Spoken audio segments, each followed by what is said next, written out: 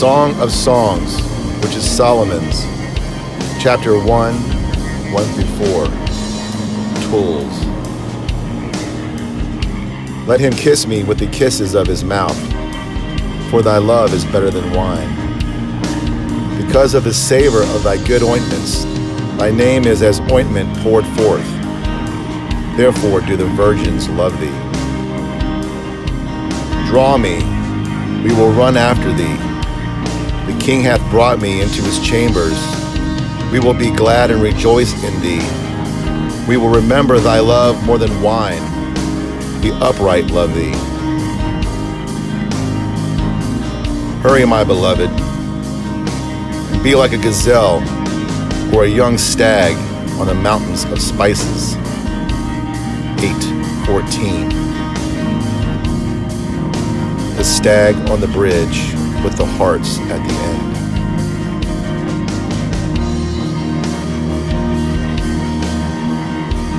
It always starts with heartbreak, loss, failure, psychosis.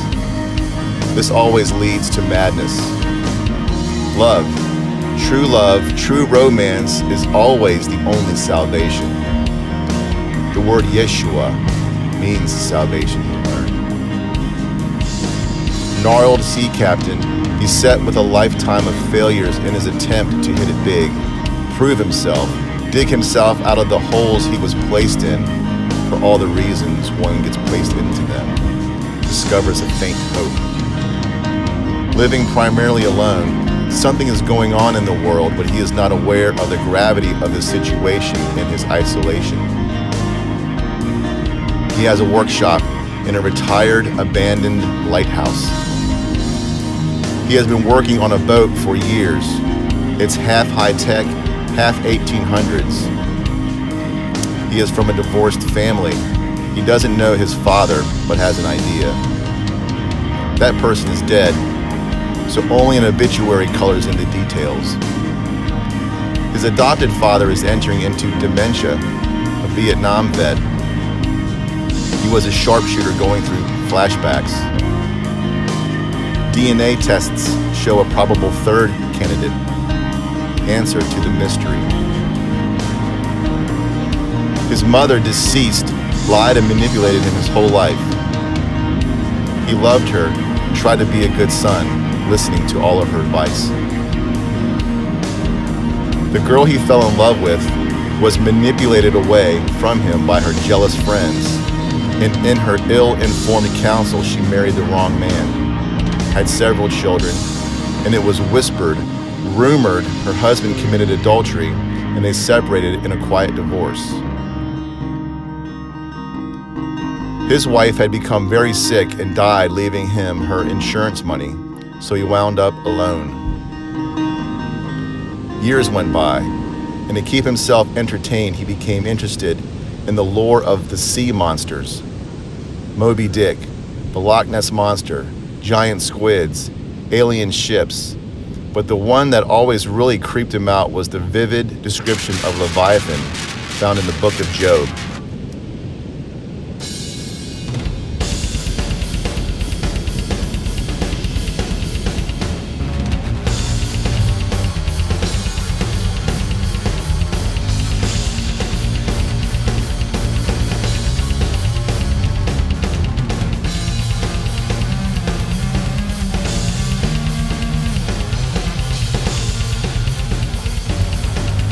Tension, reality versus lore, ancient, literal descriptions versus reality.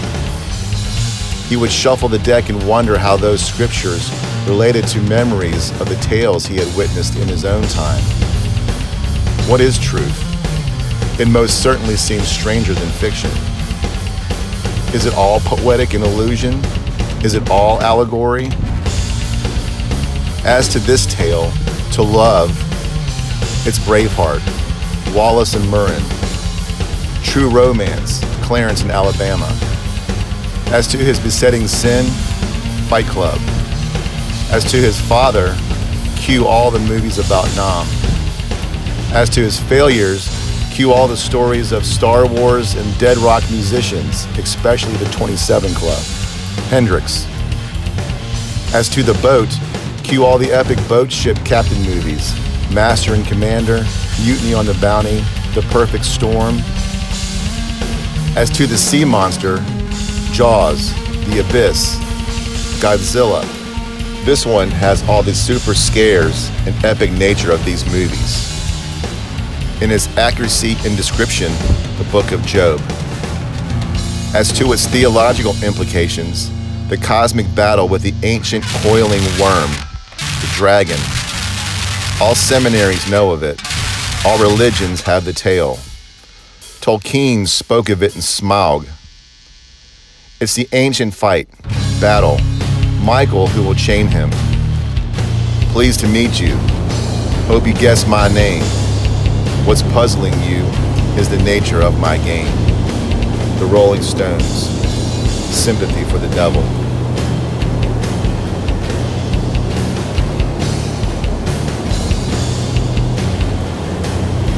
Here at the end of all things, we are watching the signs of the times. He is watching the stars.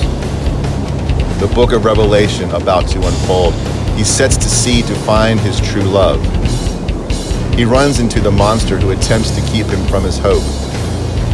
His faith gets shaken by despair. The coldness keeps his aim true, but his cold love makes him hard. The hope warms his heart, melts it, causes him to feel again. Hell comes against him in the form of the sea monster. The monster in him discourages the fight. Gnarled, salty sea captain, Yar, a distant hope of love in the time that remains. A horrific backdrop, a horrific journey. Suicide is one way out. A journey through the depths of the ocean is another. And these themes are nothing new. You have prepared for them your whole life. This character is not you, it is not me, and yet we understand him completely. But we do not. This is the tension. Final shot, off the boat, she is waiting for him amazingly at the dock. He sent her a letter with no idea of the response. A kiss. They disappear into a room by an ocean vineyard. Cue Sting. Fields of gold. Time, barley harvest, end times. 7 mushroom clouds go off in the distance. A trumpet is sounded, a lightning flash.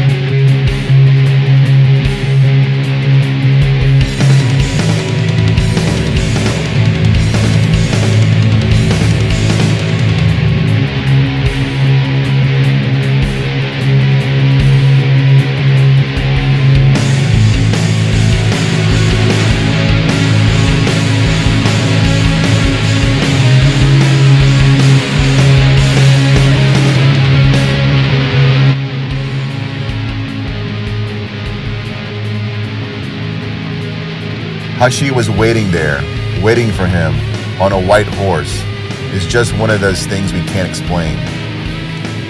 They call them long stories. Only a grand weaver of the loom understands how these threads tie together. All he had to go on was an ancient address and an obscure passage in his copy of the ancient scriptures. Green, the emerald rainbow that surrounds the throne. Emerald green. Chrysalis, he always thought when things got crazy. The cure and the problem, alcohol, ran out years ago. Madness had threatened countless times on the island. Chrysalis, he thought. The butterfly. She had it tattooed on her ankle. the emerald green butterfly. It was one of the ways the revelation was revealed. It was one of the signs. He was well stocked with all the niceties, ancient to modern, because the ship was well stocked for the expedition. He studied Admiral Byrd in Shackelford for years as an undergrad, smoking pot and reading Tolkien and C.S. Lewis. It could be said he was well-read, but that wouldn't be entirely true. He hated reading, and there were only a handful of books he consumed with an understanding and passion. He mostly just skimmed them. He would drink, smoke, and imagine the wild beyond.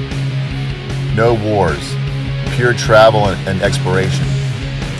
Nothing dark, nothing following him, but it did. It waited.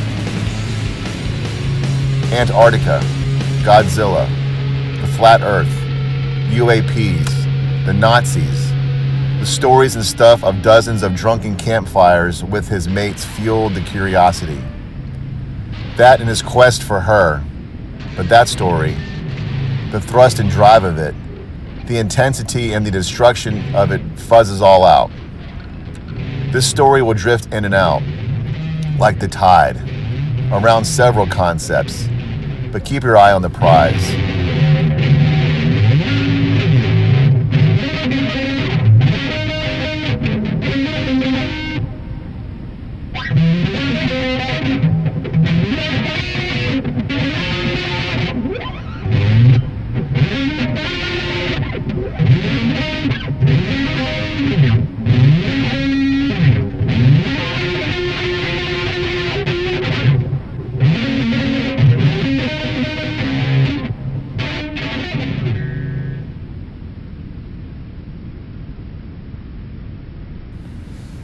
Stare at the empty beach and the giant full moon moving across it. Keep lamp and oil, and keep at the watch, for the story is really quite simple. A man, a woman, a marriage, a giant feast full of the best foods and yes, the best wines. AA and rehab was just a phase. It'll get better. That drink will come. Only this time not with a puking demon. Focus.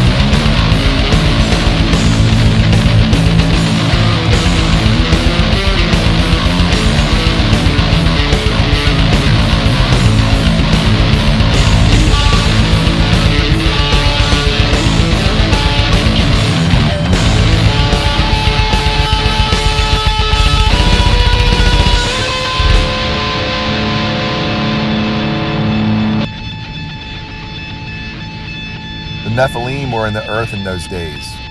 The women were beautiful. Uh-oh, the seminary professor said. Whenever, quote, she was beautiful is mentioned in the Bible, it's usually not good. And they tinkered with everything he created. Think black cauldron DNA splicing gone witchcraft wrong. Pharmakia in the Greek, pharmacy. Pharmakia, sorcery. Well, that's like today, the mask, the vaccine.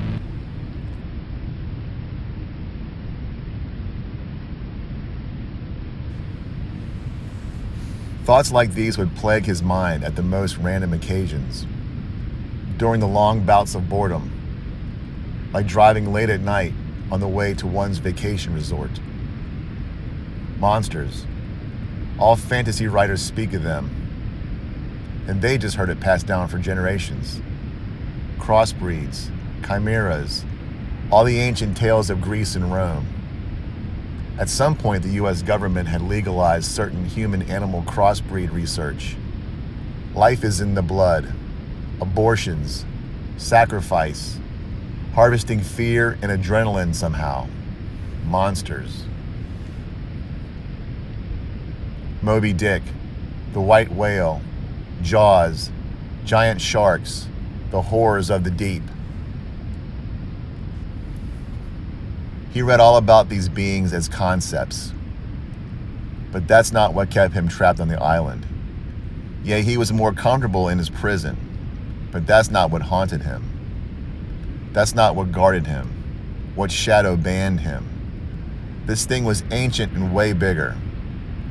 The reality of the being was too much to take, and that's why the alcohol disappeared so fast. When he realized it had ruined his life, how it had set traps, how the abuse, along with the demons he invited in, desired to sift and devoured him, was paralyzing. And so he remained there, crippled, yet healthy.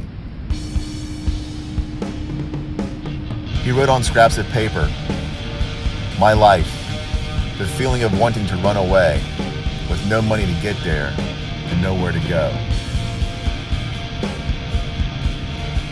The loss of it all, especially the loss of her, and that dream of her, took the air right out of his sail.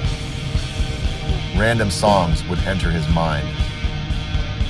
Cue ZZ Top, Jesus Left Chicago.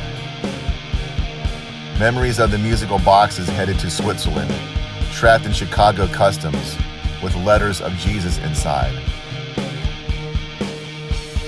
Keep in mind as we press forward, he had written her a letter explaining it all years before the devastation.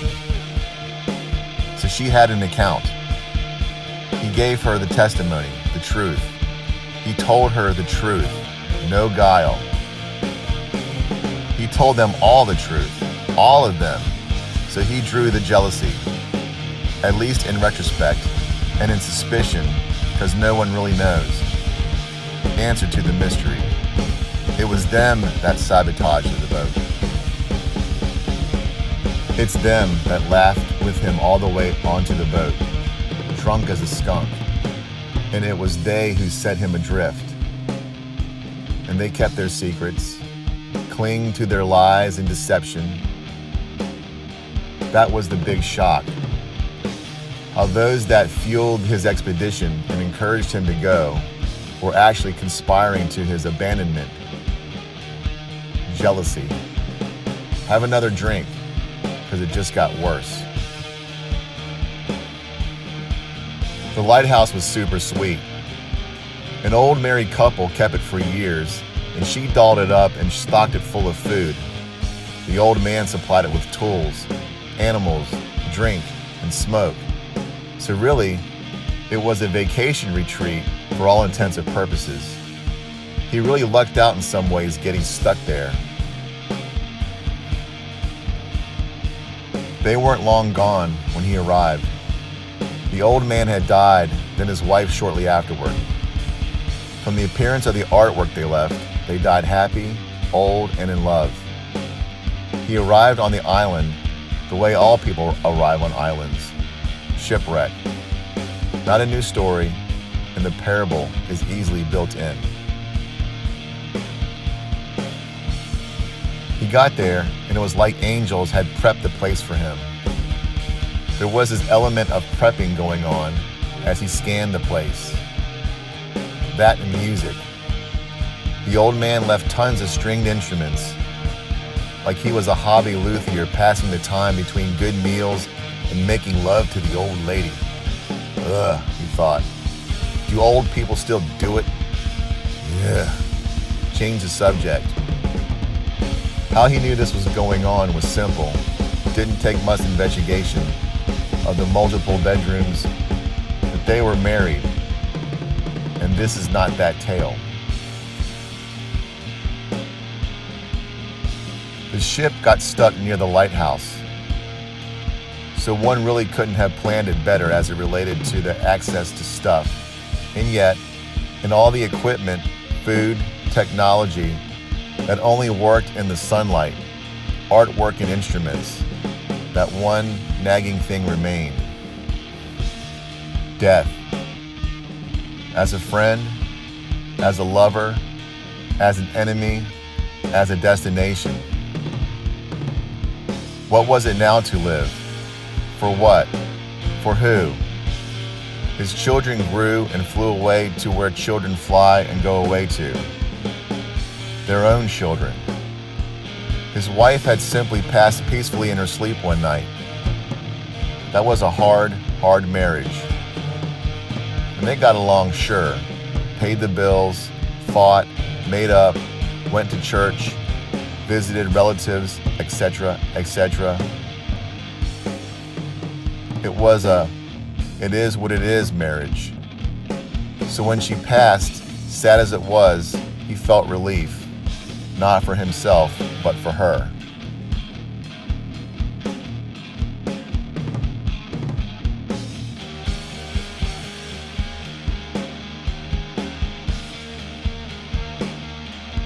By the time he packed and left, the last great war was well in the background. And no, he wasn't fleeing it. He just wasn't worried about it. Death would come to us all at some point. That strange teaching of being caught up. But talk about buzzkills. He studied that for 20-some years and was simply burnt out. The final war had been rumored for hundreds of years, and the called out ones were well aware of the signs of the times. Some stood and were killed. Some fell away in apostasy. Some went in apostasy. Some were sheltered and were simply living and waiting for the return. At some point, all the preparations had been made and there really wasn't much more to do but to hold fast, resist, stand, and wait. He left sometime around this period, but the details are fuzzy. Loneliness is so hard to master unless God empowered. Great eagles fly alone. Great lions hunt alone. Great souls walk alone. Alone with God. Such loneliness is hard to endure and impossible to enjoy unless God accompanied. Prophets are lone men. They walk alone, pray alone, and God makes them alone. Leonard Ravenhill.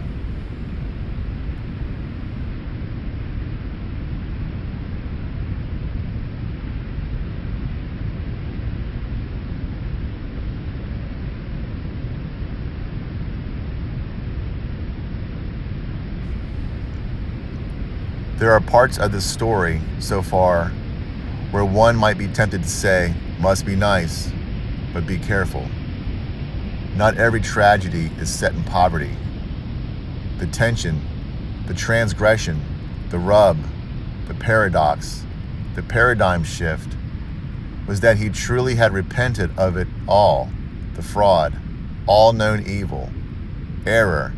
He had suffered the course of wrong choices and selfish living. He really thought the reward was near, the payoff of righteousness soon. But nay, one last monster awaited.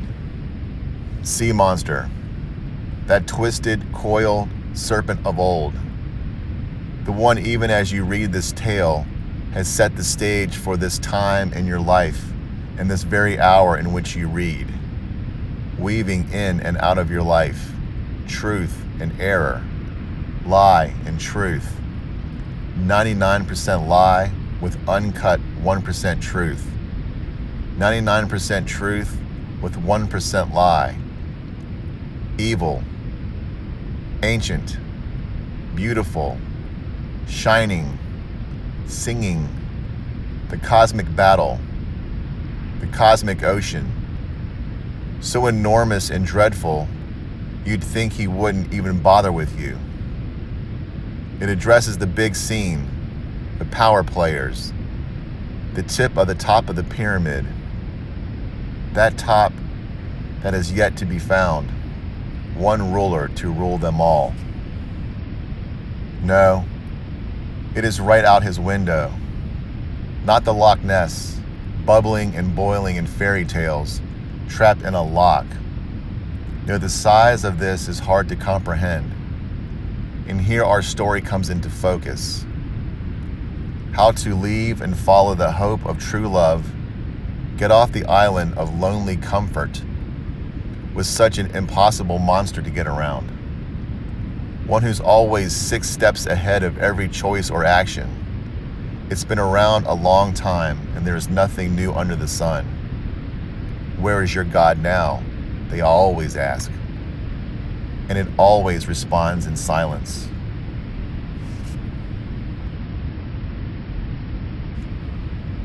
It's chrysalis. That has to be it. I cannot defeat this.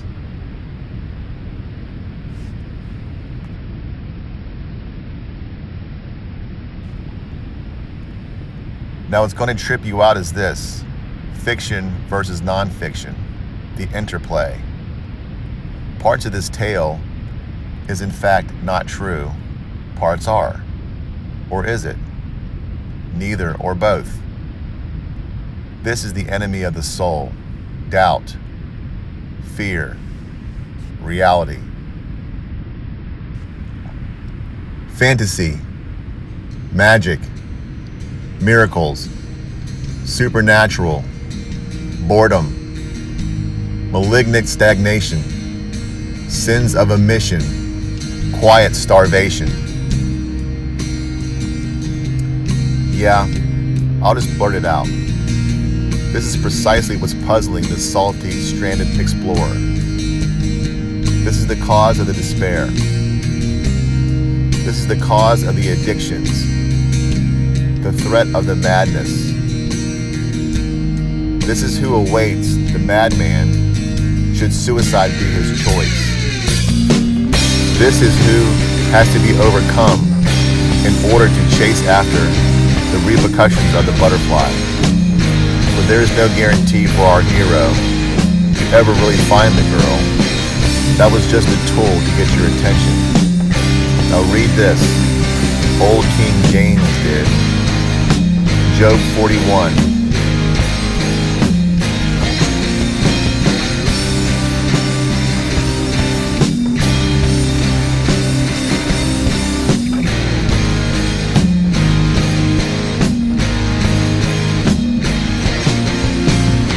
Canst thou draw out Leviathan with a hook, or his tongue with a cord, which thou lettest down? Canst thou put a hook into his nose, or bore his jaw through with a thorn? Will he make many supplications unto thee? Will he speak soft words unto thee? Will he make a covenant with thee? Wilt thou take him for a servant forever? Wilt thou play with him as with a bird? Or wilt thou bind him for thy maidens? Shall the companions make a banquet of him? Shall they part him among the merchants? Canst thou fill his skin with barbed irons, or his head with fish spears? Lay thy hand upon him, remember the battle, but do no more.